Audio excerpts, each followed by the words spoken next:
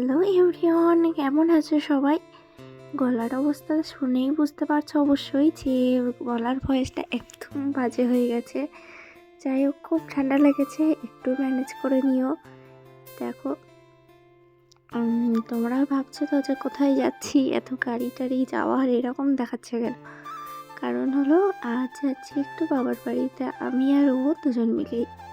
তো ট্রেনে উঠে পড়েছি, উঠে পড়ে এই চিপসগুলোর বায়না ছোট থেকে বরাবরই বাবা মা এখন হাজবেন্ডের কাছে। আর এটা হচ্ছে ওই পাশের লাইনটা, জানো তো, ওই পাড়াইপুরের দিকে চলে গেছে, তোমরা তো অনেকেই চিনবে। আর এই দেখো, কাশফুলের কোনটা যে কি ভারী ভালো লাগছিল। আমি না ট্রেনে যেতে যেতে শুধু বাইরের প্রকৃতিটাই দেখতে থাকি, এতটাই যে ভালো লাগে। আর সূর্যটাও তো অস্ত যাচ্ছিল, সেই জন্য চারিদিকের পরিবেশটা একটু বেশিই সুন্দর লাগছিল। জানো তো, ওই ট্রেনে বা গাড়িতে উঠলে না আমার বেশ গা গোলায়।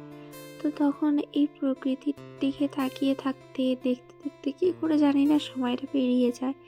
অনেক সময় আর এইসব দেখতে দেখতে গা গুলানোর কথাই ভুলে যাই। যাই হোক, ক্যানিংয়ে চলে এসেছি, এসে ম্যাজিক ধরে নিয়েছি, নিয়ে যাব পাঠানখালি ঘাটে। সেখান থেকে আবার ধরবো গাড়ি, ধরে সোজা আমাদের বাজারে যাব। আর এই ক্যানিংয়ের এই ব্রিজের উপরে আসলে ভিডিও করা লাগে কী কারণে আমি জানি না, প্রত্যেকবার এক ভিডিও। তো যাই হোক, বাবার দোকান থেকে চাবিটাও নিয়ে নেব, গিয়ে নিয়ে আর বাড়িতে চলে যাব। আবার দিয়ে আসার কথা ছিল, তো বাবা আর দিয়ে আসতে পারেনি, দোকান বন্ধ করে। এদিকে দেখো, এই ঠান্ডায় একটা জ্যাকেট পরে হাফ প্যান্ট পরে ওই বাইরে চেয়ার নিয়ে বসে আছে, কখন মেয়েটা গিয়ে পৌঁছাবে। তো প্রথমে ওর পেছনে লেগে নিচ্ছি আমি আর ওর মিলে, এত মজা করছিলাম ওর পেছনে লেগে।